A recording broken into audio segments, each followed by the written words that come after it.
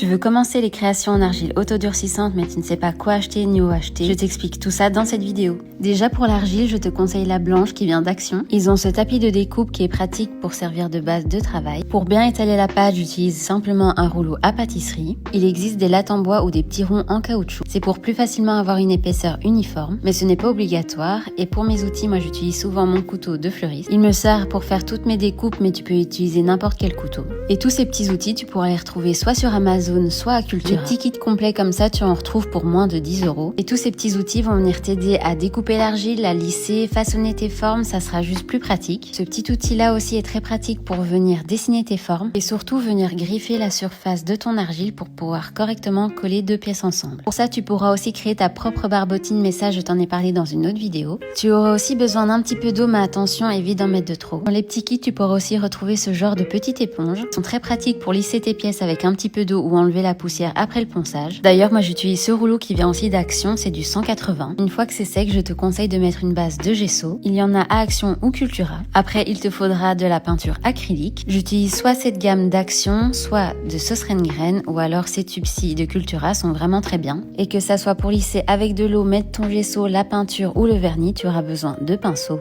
Les miens viennent de Cultura ou de Sauce Rengren, ils sont franchement très bien pour le prix. Et enfin, je te conseille ces deux vernis, soit le Cléopâtre, soit celui de Sauce Rengren, mais je t'ai fait toute une vidéo récap sur les vernis. N'hésite pas à mettre tes questions en commentaire et à t'abonner.